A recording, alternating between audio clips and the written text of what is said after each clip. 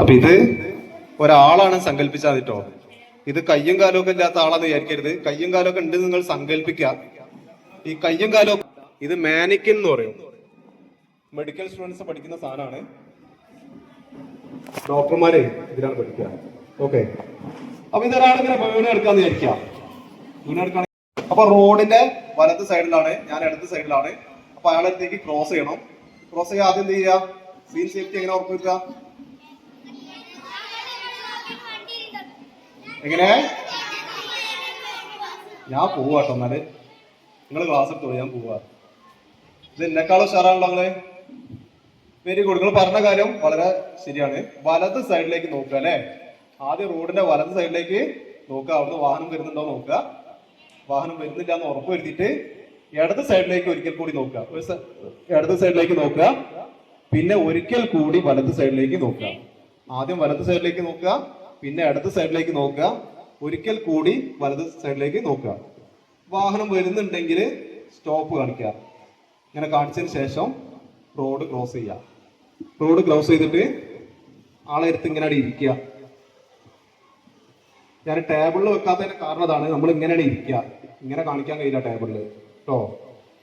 നേരെ ഇങ്ങനെയാണ് ഇരിക്കുക. നീ ചിലപ്പോൾ മൈക്ക് ഉണ്ടാവില്ല കേട്ടോ, കാരണം ഞാൻ കാണിക്കുമ്പോൾ മൈക്കിൽ പറയാൻ കഴിയും.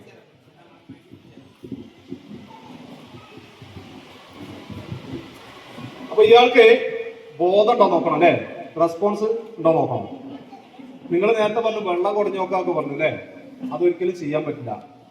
നമ്മൾ ബോധമുള്ള ഒരാളെ മുഖത്ത് വെള്ളം കുടഞ്ഞാല്, ഇപ്പൊ നിങ്ങളെ മുഖത്തേക്ക് ഞാൻ കുറച്ച് വെള്ളം കുടഞ്ഞ്, എന്നോട് ദേഷ്യം ഉണ്ടാവില്ല നിങ്ങൾക്ക്?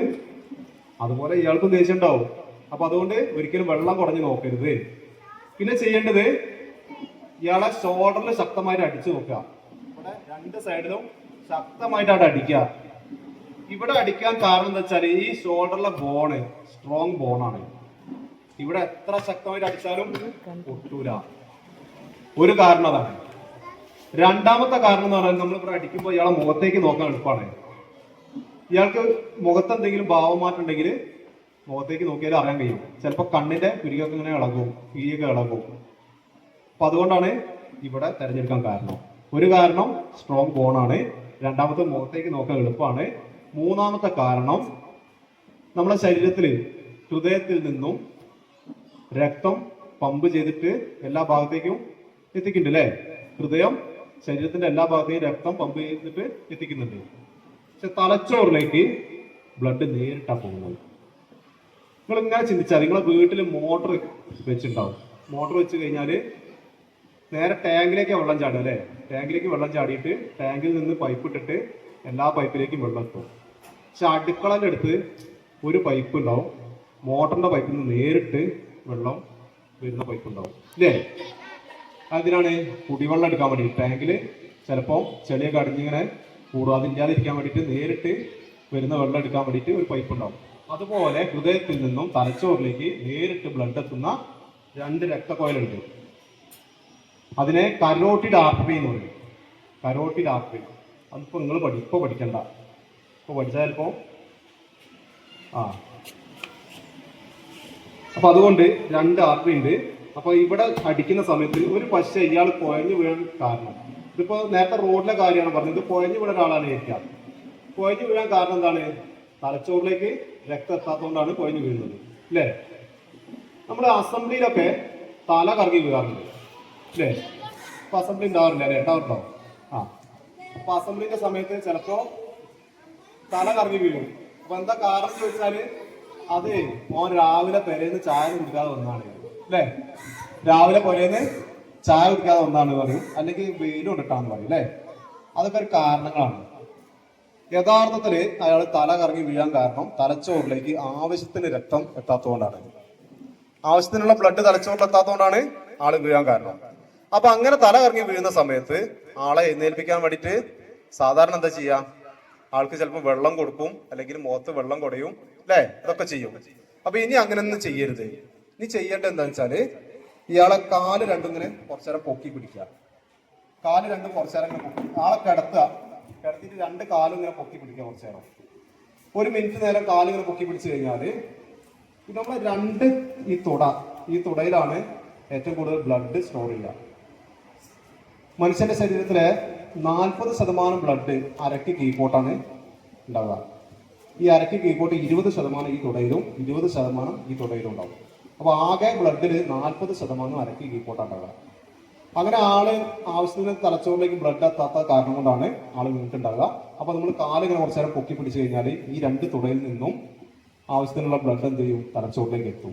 അപ്പൊ ആള് നോർമലാവും, ആള് എഴുന്നേറ്റ് പോവും. അതാണ് ചെയ്യേണ്ടത്. അപ്പൊ അതുപോലെ ഒരു പക്ഷേ ഇയാൾ വീണത്, തല കറങ്ങി വീണത്, കുഴഞ്ഞു വീണത് തലച്ചോറിലേക്ക് ബ്ലഡ് എത്താത്തതുകൊണ്ടാണ്. പൂർണ്ണമായിട്ടും തലച്ചോറിലേക്ക് ബ്ലഡ് എത്താതാവുമ്പോൾ ആള് കുഴഞ്ഞു വീഴും. അതിന് കാരണം ഉണ്ടാവില്ല, ഒരു പക്ഷേ ഈ കരോട്ടിന്റെ ആർട്ടറി ബ്ലോക്ക് ആയിട്ടുണ്ടാവും. ആർട്ടറി ബ്ലോക്ക് ആകുമ്പോൾ തലച്ചോറിലേക്ക് ബ്ലഡ് പോകാതിരിക്കുമ്പോൾ ആള് വീഴാൻ ചാൻസ് ഉണ്ട്, കുഴഞ്ഞു വീഴാൻ ചാൻസ് ഉണ്ട്. അപ്പൊ കുഴഞ്ഞു വീണ ഒരാള് സാധാരണ എന്താ ചെയ്യാം, നമ്മൾ പരിശീലനം കിട്ടാത്ത ഒരാള് വേഗം എഴുന്നേൽപ്പിച്ച് ചിലപ്പോൾ മടിയിൽ കിടത്തും, അല്ലെങ്കിൽ ഇരുത്തും. ഒരു കാരണവശാലും കുഴഞ്ഞു വീണ ആളെ ഇരുത്തരുത്. കാരണം അയാൾ കുഴഞ്ഞു വീഴാൻ കാരണം എന്ന് പറഞ്ഞാല് അയാളുടെ ശരീരം സ്വയം പ്രതിരോധിച്ചാണ്. നമ്മുടെ തലച്ചോറിലേക്ക് ബ്ലഡ് എത്താതാകുമ്പോൾ നമ്മളോട് ശരീരം പറയും ചങ്ങായി കഴിഞ്ഞാൽ വീണാളാന്ന് പറയും. വീഴുമ്പോൾ ഒരു പക്ഷേ നമ്മളെ ഇതുപോലെ 2 തുടയിലുള്ള ബ്ലഡ് ചിലപ്പോൾ ഒരു പക്ഷേ തലച്ചോറിലേക്ക് എങ്ങനെയെങ്കിലും എത്തിയാലോ എന്ന് വിചാരിച്ചിട്ടാണ് നമ്മളെ തള്ളിയിടുന്നത്. അപ്പൊ ആ സമയത്ത് ഒരിക്കലും നമ്മൾ ആളെ എഴുന്നേൽപ്പിച്ച് ഇരുത്തരുത്. ഓക്കെ. അപ്പൊ നമ്മൾ ശക്തമായിട്ട് ചുമലിങ്ങനെ അടിച്ചു, 2 ചുമലും ശക്തമായിട്ട് അടിക്കുക. അതിന്റെ കൂടെ തന്നെ എന്തെങ്കിലും വിളിക്കുക. ആളെ പേരെങ്കിൽ പാവട്ടാ പാവട്ടാ എന്ത് പറ്റി കണ്ടു നോക്ക് ഇങ്ങനെ പറഞ്ഞടിക്കുക. അതെന്തിനാ വിളിച്ചതെന്നറിയോ? ഒരു പക്ഷെ ഇയാൾ വീണ സമയത്ത് ഇയാളെ ശരീരം തരിച്ചു പോയിട്ടുണ്ടാവും. ചിലപ്പോൾ ആക്സിഡന്റ് ഒക്കെ ആണെങ്കിൽ ആ സമയത്ത് ഇയാളുടെ ശരീരം തരിച്ചു പോകും. അപ്പൊ നമ്മളിവിടെ അങ്ങനെ അടിക്കുന്ന ഇയാൾ അറിയില്ല. പക്ഷെ ഇയാൾക്ക് അർദ്ധ ബോധാവസ്ഥയിലാണ്, ഇയാൾക്ക് ചിലപ്പോൾ ഉള്ളിൽ ബോധം ഉണ്ടാവും. അങ്ങനെയെങ്കിൽ നമ്മൾ വിളിക്കുന്നത് അയാൾ കേൾക്കാൻ ചാൻസ് ഉണ്ട്. അപ്പൊ അതിന് വേണ്ടിയിട്ടാണ് നമ്മൾ അടിക്കുന്നതിന്റെ കൂടെ തന്നെ വിളിക്കുന്നത്.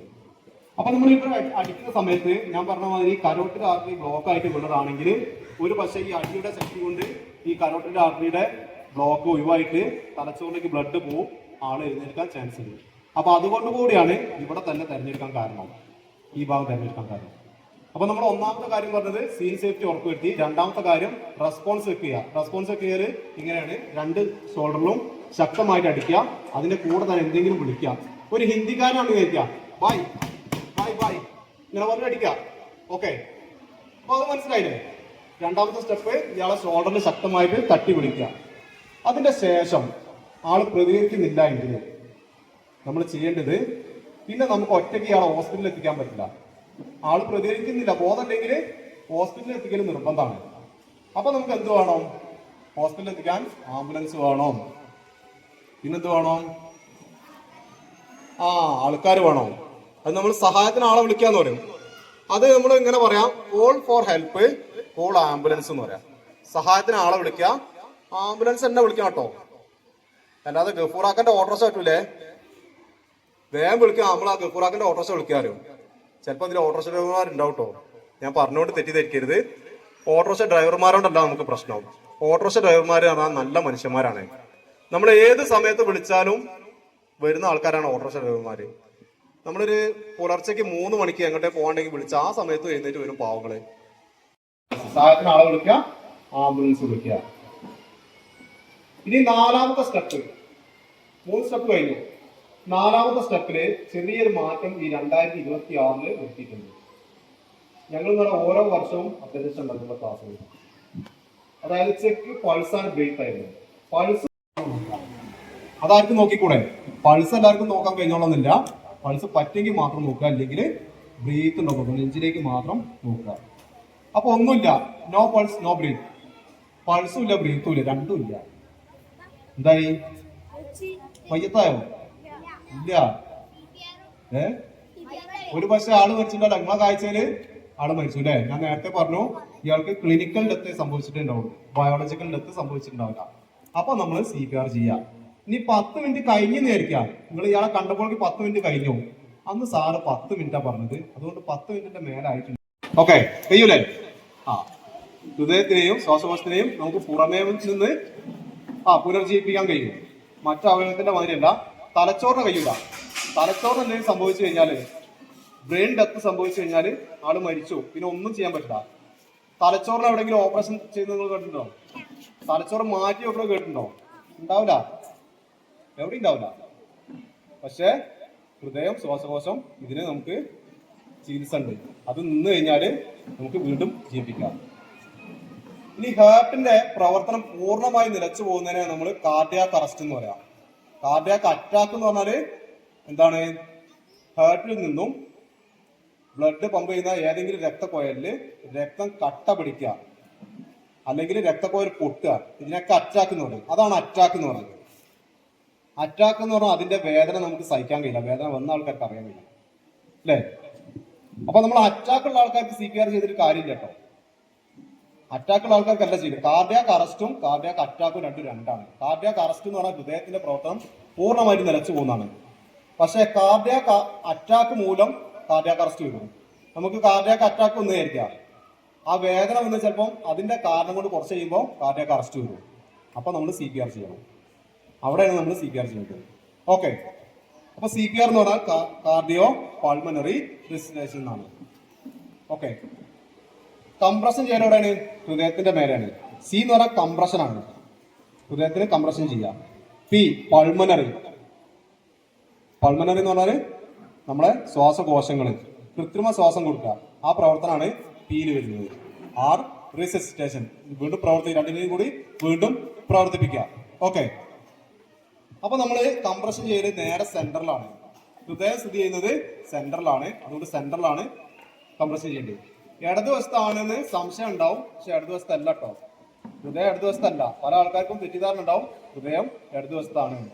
ഹൃദയം ഇടതുവശക്കാരൻ്റെതോ വലതുവശക്കാരൻ്റെതോ അല്ല, ഇത് നേരെ സെന്ററിലാണ്. അപ്പൊ ഇവിടെ ഒരു അസ്ഥി സ്റ്റേണം, ഈ സ്റ്റേണത്തിന്റെ നേരെ മറവിലാണ് ഹൃദയം സ്ഥിതി ചെയ്യുന്നത്. നമ്മളെ ഈ മുഷ്ടി ചുരുട്ടിയ ഈ വലുപ്പം ഉണ്ടാവുള്ളൂ. ഓക്കെ, ആ ഹൃദയത്തിന് 4 അറകളുണ്ട്, 4 അറകൾ. ഓക്കെ, അപ്പൊ നമ്മൾ ആ ഹൃദയത്തിന് കംപ്രഷൻ ചെയ്യും. അപ്പൊ നമ്മൾ സെന്റർ കണ്ടുപിടിക്കാൻ വേണ്ടിയിട്ട് മൂക്ക് മുതൽ പൊക്കിൾ വരെ ഒരു ലൈൻ സങ്കല്പിക്കുക. മൂക്ക് മുതൽ പൊക്കിൾ വരെ ഒരു ലൈൻ സങ്കല്പിക്കുക. നിപ്പിൾ ടു നിപ്പിൾ മറ്റൊരു ലൈൻ സങ്കല്പിക്കുക. അപ്പൊ നമ്മളൊരു കുരിശ് വരച്ചാൽ മതി അല്ലേ? നമ്മൾ അച്ചായന്മാരൊക്കെ കുരിശ് വരയ്ക്കും അല്ലേ? ഇങ്ങനെ കുരിശ് വരയ്ക്കുന്നത് കണ്ടിട്ടുണ്ടാവും അല്ലേ? ആ കുരിശ് വരയ്ക്കുമ്പോൾ നേരെ സെന്റർ വരുന്നത് എവിടെയാണ്? അവിടെയാണ് നമ്മൾ കംപ്രഷൻ ചെയ്യേണ്ടത്. ഓക്കെ, നമ്മൾ ബലമുള്ള കൈയിലെ ഈ ഹീല് വെച്ചിട്ടാണ് കംപ്രഷൻ ചെയ്യുക. നേരെ സെന്ററിൽ ഇങ്ങനെ വെക്കുന്നു. ഈ മുട്ട് വളയാൻ പാടില്ല, കണ്ടോ? ഇത് വളയാൻ പാടില്ല.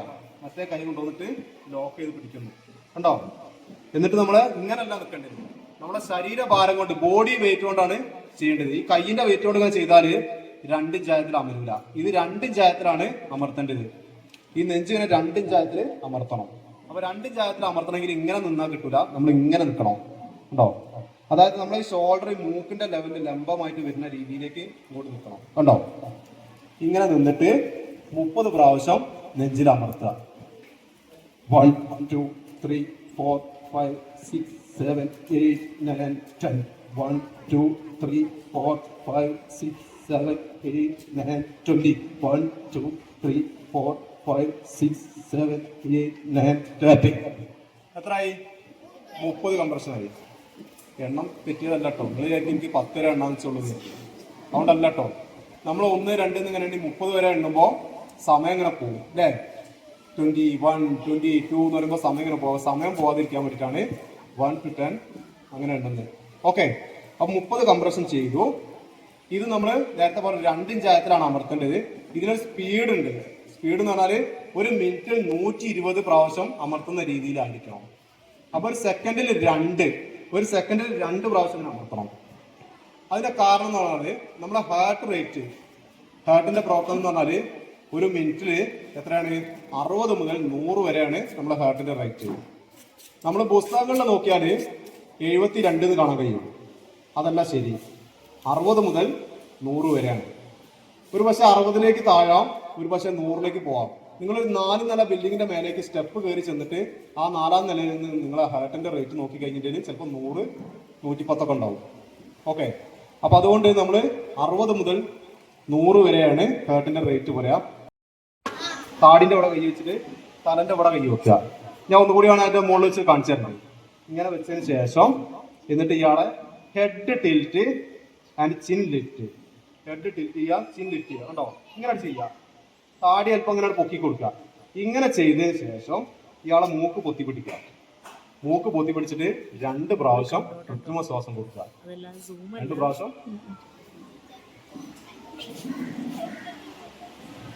ഇത് നമുക്ക് നിർബന്ധമല്ല കേട്ടോ, ഈ കൃത്രിമ ശ്വാസം കൊടുക്കുന്നത് നിർബന്ധമല്ല. കാരണം ഈ കോവിഡ് വന്നതിന് ശേഷം ഈ ഭാഗം ഒഴിവാക്കിയില്ല. നിർബന്ധമല്ല, സാഹചര്യം മാത്രം ചെയ്യാന്നാണ് പറഞ്ഞത്. അതിന്റെ കാരണം ഒരു പക്ഷേ ഇയാൾക്ക് എന്തെങ്കിലും രോഗങ്ങൾ ഉണ്ടായിരിക്കാം. ചിലപ്പോൾ ഇയാള് ലഹരി വസ്തു ഉപയോഗിക്കുന്ന ആൾക്കാരായിരിക്കാം. ചിലപ്പം ഇവരെ വായില് ചെളി ഉണ്ടാവും, ഛർദിച്ചതിന്റെ വേസ്റ്റ് ഉണ്ടാവും, അല്ലെ, ബ്ലഡ് വരുന്നുണ്ടാവും. ഇങ്ങനെയൊക്കെ ആകുമ്പോൾ നമുക്ക് കൃത്രിമ ശ്വാസം കൊടുക്കാൻ കഴിയില്ല.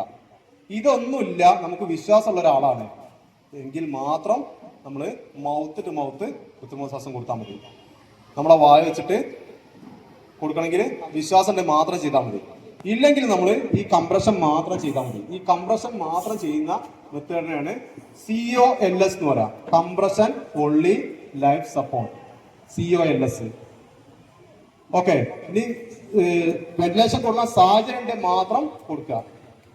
നമ്മൾ അങ്ങോട്ട് കൃത്രിമ ശ്വാസം കൊടുക്കുന്നതിന് വെന്റിലേഷൻ കൊടുക്കുക എന്ന് പറയും, അല്ലെങ്കിൽ എന്താ ബ്രത്ത് കൊടുക്കുക എന്ന് പറയും, ബ്രീത്ത് അല്ലേ, ഇങ്ങനെ രണ്ടും പറയാം. ഇനി ഇങ്ങനെ ഒരു ഉപകരണം ഉണ്ടെങ്കിൽ, ഇതുണ്ടെങ്കിൽ ആർക്കും നമുക്ക് വെന്റിലേഷൻ കൊടുക്കാം. ഇതിന്റെ പേര് ആംബു ബാഗ് എന്നാണ്. Ambu bag. ഇത് ഒരു 700 രൂപ വില ഉള്ളൂ, 700-800 രൂപ വില ഉള്ളത്. ഇത് നമുക്ക് പിന്നെ ഫ്ലിപ്കാർട്ടിലൊക്കെ വാങ്ങാൻ കിട്ടും. ഇത് വീട്ടിലൊന്ന് വാങ്ങി വെച്ച് വിചാരിച്ചിട്ട് ഒരു പ്രശ്നമില്ല. ചിലപ്പോൾ നമുക്ക് ഈ സാധനം കൊണ്ട് ഒരു ഉപയോഗം ഉണ്ടാവില്ല. 800 രൂപ മുടക്കിയിട്ട് ചിലപ്പോൾ പൊരയിൽ അങ്ങനെ നോക്കുകൂത്തിയായിട്ട് കിടത്തുക, ചിലപ്പോൾ ഒരു ഉപകാരം ഉണ്ടാവില്ല. ഒരു പക്ഷേ ചിലപ്പോൾ ഇതുകൊണ്ട് ഒരു ജീവൻ കിട്ടിയാൽ ഇതിന്റെ പൈസ മുതലായി. ഓക്കെ. അപ്പൊ ഇത് പിടിക്കുന്ന രീതി എന്ന് പറഞ്ഞാല് ഈസി ക്ലാമ്പ് മെത്തേഡിൽ കൂടെയാണ്. അതായത് നമ്മൾ 5 വിരലിനെ ഈ സി ഇങ്ങനെ ആയിട്ട് കാണിക്കും. അതായത് ഇത് സി ആണ്, ഈ 2 വിരല് സി ആണ്, ഈ 3 വിരല് ഇ ആണ്, ഇ. അപ്പൊ സി ഇവിടെ പിടിച്ചു, ബാക്കിയുള്ള 3 വിരലിന്റെ ഇ ഇല്ലേ, ഈ കൊണ്ടുപോയിട്ട് ഇയാളെ താടിന്റെ അടിയിൽ ഉണ്ടോ ഇങ്ങനെ പിടിക്കുക. താടിന്റെ അടിയിൽ പിടിച്ചിട്ട് നേരത്തെ പറഞ്ഞ മാതിരി താടി ഇങ്ങനെ പൊക്കുക. എന്നിട്ട് ഈ ഇതിന്റെ ബൾബ് പോലുള്ള ഭാഗം പിടിച്ചിട്ട് 2 പ്രാവശ്യം അമർത്തുക. 1 2 കഴിഞ്ഞു. അപ്പൊ നമ്മൾ എന്ത് ചെയ്തു? 30 കംപ്രഷൻ കൊടുത്തു, 2 വെന്റിലേഷൻ കൊടുത്തു. 30:2 എന്ന് പറയും. നമ്മൾ 30:2 ഒരു സൈക്കിൾ എന്ന് പറയും. അപ്പൊ നമ്മൾ ഒരു സൈക്കിൾ CPR ചെയ്തു. അപ്പൊ ഇയാൾക്ക് എത്ര CPR കൊടുക്കാന്ന് ചോദിച്ചാല്, ഒരു പക്ഷേ ഇയാൾക്ക് എന്ത് വരുന്നവരെ പൾസും ബ്രീത്തും കിട്ടുന്നവരെ ചെയ്യുക, അല്ലെങ്കിൽ നമ്മളെക്കാളും വിദഗ്ധനായ ആളെടുത്ത് ഡോക്ടർ, അല്ലെങ്കിൽ നമ്മളെക്കാളും വിദഗ്ധനായ ആളെടുത്ത് കിട്ടുന്നവരെ ചെയ്യാം. അപ്പൊ ഇതാണ് CPR. ഇതിൽ 2 സംശയം ഉണ്ടാകാൻ ചാൻസ് ഉണ്ട്. അതിപ്പോ ഞാൻ തന്നെ തീർത്തു തരാം. ഒന്ന്, നമ്മൾ നെഞ്ചത്ത് അങ്ങോട്ടും കൂടെ ഇങ്ങനെ നോക്കും. അവൻ വിളിച്ചോട്ടെ വെച്ച് അങ്ങോട്ടും കൂടെ നോക്കും, സമയം പോകും. അല്ലെങ്കിലോ ഒരാൾ 108 വിളിച്ചിട്ടുണ്ടാവും, ഒരാള് പ്രൈവറ്റ് ആംബുലൻസിന്റെ നമ്പറിൽ അതിൽ വിളിച്ചിട്ടുണ്ടാവും. ചിലപ്പോൾ 2-3 ആംബുലൻസ് വരും. അതില്ലാതിരിക്കാൻ വേണ്ടിയിട്ടാണ് ഒരാളെ ആംബുലൻസ് വിളിക്കാൻ ഏർപ്പാടാക്കുക. അപ്പൊ നമ്മൾ 3ാമത്തെ step call for help, call ambulance, സഹായത്തിന് ആളെ വിളിക്കുക, ആംബുലൻസ് വിളിക്കുക. ഇനി 4ാമത്തെ സ്റ്റെപ്പ്, 3 സ്റ്റെപ്പ് കഴിഞ്ഞു. 4ാമത്തെ സ്റ്റെപ്പില് ചെറിയൊരു മാറ്റം ഈ 2026 വരുത്തിയിട്ടുണ്ട്. ഞങ്ങൾ എന്ന് പറഞ്ഞാൽ ഓരോ വർഷവും അപ്ഡേഷൻ ഉണ്ടാവും ഞങ്ങളുടെ ക്ലാസ്സിൽ. അതായത് ചെക്ക് പൾസ് ആൻഡ് ബ്രീത്ത് ആയിരുന്നു. പൾസും ബ്രീത്തും ചെക്ക് ചെയ്യാനായിരുന്നു നേരത്തെ പറഞ്ഞിരുന്നത്. അത് പബ്ലിക്കിന് ഈ പൾസ് ചെക്ക് ചെയ്യാൻ സമയം പോവുകയാണ്. അതായത് അവർക്ക് പൾസ് ചെക്ക് ചെയ്യാൻ അറിയാത്തതുകൊണ്ട്, സമയം പോകുന്നതുകൊണ്ട് പൾസ് ചെക്ക് ചെയ്യേണ്ടെന്നാണ് ഇപ്പോൾ വന്നത്. അപ്പോൾ നിങ്ങൾ അറിയുന്ന ആൾക്കാർക്ക് വേണമെങ്കിൽ പൾസ് ചെക്ക് ചെയ്യാം, അറിയാത്തവരാണെങ്കിൽ പൾസ് ചെക്ക് ചെയ്യേണ്ട, ബ്രീത്ത് ചെക്ക് ചെയ്യാം. പൾസ് എങ്ങനെ ചെക്ക് ചെയ്യാം? ഞാൻ കൂടെ പറയാൻ അറിയിക്കും മാത്രം ചെയ്താൽ മതി. Very good. ഇവിടെ കരോട്ടിലാകുമ്പോൾ ടേബിൾ തരും. അന്ന് ടേബിളിൻ്റെ മുകളിൽ CPR ചെയ്തിരുന്നത് ഒരു ടേബിൾ തൊണ്ണൂരി എന്ന് പറയും. അപ്പോൾ നമുക്ക് ഒരാളെങ്ങനെ ചെയ്യല്, ഒരു വിരിയിട്ടിട്ട് അതിൽ കിടത്തിയിട്ടാണ് ചെയ്യുക. അതുകൊണ്ടാണ് നിലത്ത്. ഇവിടെ പ്രയാസമുണ്ടോ? കാണാൻ പ്രയാസമുണ്ടോ? ഉണ്ടെങ്കിൽ ആ ടേബിളിൻ്റെ മുകളിൽ വെച്ചിട്ട് പിന്നെ കാണിച്ചു തരാം. ഓക്കെ. അപ്പോൾ ഇയാള് ടെക്സ്റ്റൈൽസിൽ നിന്ന് ഊരിക്കൊണ്ടുവന്ന സാധനമല്ല, ഇത് മാനിക്കിൻ എന്ന് പറയും. മെഡിക്കൽ സ്റ്റുഡൻസ് പഠിക്കുന്ന സാധനമാണ്. ഡോക്ടർമാരെ ഇതിലാണ് പഠിക്കുക. ഓക്കെ, അപ്പോൾ ഇതൊരാളിങ്ങനെ വീണ് എടുക്കാന്ന് വിചാരിക്കാം. വീണ് എടുക്കുകയാണെങ്കിൽ ആദ്യം ഞാൻ നേരത്തെ പറഞ്ഞ മാതിരി സീൻ സേഫ്റ്റി ഉറപ്പുവരുത്തുക. അപ്പോൾ റോഡിൻ്റെ വലത് സൈഡിലാണ്, ഞാൻ ഇടത് സൈഡിലാണ്. അപ്പോൾ അയാളുടെ അടുത്തേക്ക് ക്രോസ് ചെയ്യണം. ക്രോസ് ചെയ്യാൻ ആദ്യം എന്ത് ചെയ്യുക? സീൻ സേഫ്റ്റി എങ്ങനെ ഉറപ്പുവരുത്തുക? എങ്ങനെ? ഞാൻ പോവാ കേട്ടോ. എന്നാല് നിങ്ങൾ ക്ലാസ് എടുത്തോ, ഞാൻ പോവാ. ഇത് എന്നെക്കാളും ഉഷാറാണല്ലോ നിങ്ങള്. Very good. നിങ്ങൾ പറഞ്ഞ കാര്യം വളരെ ശരിയാണ്. വലത് സൈഡിലേക്ക് നോക്കുക അല്ലേ? ആദ്യം റോഡിന്റെ വലത് സൈഡിലേക്ക് നോക്കുക. അവിടുന്ന് വാഹനം വരുന്നുണ്ടോ നോക്കുക. ഇങ്ങനെ വിളിച്ചാൽ കുറച്ച് ശ്വാസം ഉണ്ടെങ്കിൽ, കുറച്ച് പൾസ് ഉണ്ടെങ്കിൽ അതും കൂടി പോയി കിട്ടും അല്ലേ? അതും കൂടി പോയി കിട്ടും. അതുകൊണ്ട് ഇങ്ങനെ പിടിക്കരുത്, ഇങ്ങനെ അല്ലെങ്കിൽ ഇങ്ങനെ. പൾസ് നോക്കുക. അതേ സമയം തന്നെ ബ്രീത്ത് ചെയ്യൽ എവിടെയാണ്? അവിടെ തെറ്റി. നിങ്ങൾ ഇതുവരെ നല്ല ഉഷാറിന് പറഞ്ഞ് അവസാനം പഠിക്കൽ കണ്ടുടച്ച്. ബ്രീത്ത് ചെക്കയില് മൂക്കിന്റെ അവിടെ അല്ല കേട്ടോ, അവിടെ ഒരിക്കലും ചെയ്യരുത്. ചില ആൾക്കാരുണ്ടാവും നൂലൊക്കെ എടുത്തുകൊണ്ട് വന്നിട്ട് തോർത്തുണ്ടന്റെ തലക്കുന്ന നൂലുകൾ വെച്ച് വഴിയുമ്പോൾ ഇങ്ങനെ വെച്ചു. രാമനാട്ടുകാരെ സംഭവിച്ചാണ്. രാമനാട്ടുകാർ ഒരു പോട്ടർ ഉണ്ടായിരുന്നു, അയാൾ കുഴഞ്ഞു വീണ് മരിച്ചു. അയാൾ കുഴഞ്ഞു വീണ സമയത്ത് തൊട്ടടുത്തുള്ള ഒരാൾ ഓടി വന്നിട്ട് ഇയാളെ തോർത്തുകൊണ്ട് വന്ന് നൂലൊക്കെ എടുത്തിട്ട് മൂക്കിന്റെ ഇവിടെ അങ്ങനെ പിടിച്ചു. അപ്പൊ ഇങ്ങനെ നൂലടക്കുണ്ട്. ശ്വാസം ഉണ്ട് എന്ന് പറഞ്ഞു കൊണ്ടുപോയി. അരമണിക്കൂറോട് മെഡിക്കൽ കോളേജിൽ എത്തി. ഡോക്ടർ പരിശോധിച്ചിട്ട് പറഞ്ഞു ഇയാൾ മരിച്ചിട്ട് 3/4 മണിക്കൂറായി എന്ന് പറഞ്ഞു. മറ്റേയാൾ സമ്മതിച്ചില്ല. ഞാൻ സമ്മതിക്കില്ലായിരുന്നു, ഞാൻ നോക്കിയപ്പോൾ ജീവൻ ഉണ്ടായിരുന്നു പറഞ്ഞു. നിങ്ങൾ എന്താ ചെയ്തു വെച്ച് ഞാൻ നൂല് പിടിച്ച് നോക്കിയപ്പോൾ നൂല് ഇളകി എന്ന് പറഞ്ഞു. അതെങ്ങനെ ഇളകിയാലോ? അയാൾ ഇങ്ങനെ ഇയാളെ ബ്രീത്തോണ്ടാണ് നൂല് ഇളകിയത്. ഒരിക്കലും നൂലൊന്നും പിടിച്ചു നോക്കരുത്. അപ്പോൾ നമ്മൾ എന്ത് ചെയ്യുക? ഇയാളെ ശ്വാസം നോക്കല് നെഞ്ചിന്റെ ചലനാണ്. നെഞ്ചിങ്ങനെ ഉയർന്നു താഴുന്നുണ്ടോ നോക്കുക, നെഞ്ചിലേക്ക് നോക്കുക. അപ്പോൾ പൾസ് ഇങ്ങനെ നോക്കുന്നു, അതേസമയം നെഞ്ചിലേക്ക് ഇങ്ങനെ ചെരിഞ്ഞ് നോക്കുക. പുതിയ അപ്ഡേഷൻ പറയുന്ന ഈ കൈയിന്റെ പരിപാടി ഇല്ല, ഇങ്ങനെ നോക്കുക. ഇത് മാത്രമേ ഉള്ളൂ. ശ്വാസം അതാർക്കും നോക്കിക്കൂടെ? പൾസ് എല്ലാവർക്കും നോക്കാൻ കഴിഞ്ഞോളന്നില്ല. പൾസ് പറ്റെങ്കിൽ മാത്രം നോക്കുക, അല്ലെങ്കിൽ ബ്രീത്ത് ഉണ്ടോ നോക്കുക. നെഞ്ചിലേക്ക് മാത്രം നോക്കുക. അപ്പോൾ ഒന്നുമില്ല, നോ പൾസ് നോ ബ്രീത്ത്. പൾസും ഇല്ല ബ്രീത്തും ഇല്ല, രണ്ടും ഇല്ല. എന്തായി? മയ്യത്തായോ? ഇല്ല. ഒരു പക്ഷേ ആള് മരിച്ചിട്ടുണ്ടല്ലോ. നിങ്ങളെ കാഴ്ചയില് ആള് മരിച്ചു അല്ലേ? ഞാൻ നേരത്തെ പറഞ്ഞു ഇയാൾക്ക് ക്ലിനിക്കൽ ഡെത്ത് സംഭവിച്ചിട്ടുണ്ടാവുള്ളൂ, ബയോളജിക്കൽ ഡെത്ത് സംഭവിച്ചിട്ടുണ്ടാവില്ല. അപ്പൊ നമ്മൾ CPR ചെയ്യാം. ഇനി 10 മിനിറ്റ് കഴിഞ്ഞ് നേരിക്കാം. നിങ്ങൾ ഇയാളെ കണ്ടപ്പോഴേക്ക് 10 മിനിറ്റ് കഴിഞ്ഞു. അന്ന് സാറ് 10 മിനിറ്റാണ് പറഞ്ഞത്. അതുകൊണ്ട് 10 മിനിറ്റിന്റെ മേലായിട്ടുണ്ട്. ആളെ ഇനി നോക്കണ്ടില്ല എന്നുകൊണ്ട് ഒഴിവാക്കരുത്. അവിടെ നമ്മൾ CPR ചെയ്ത് നോക്കുക. ഓക്കെ.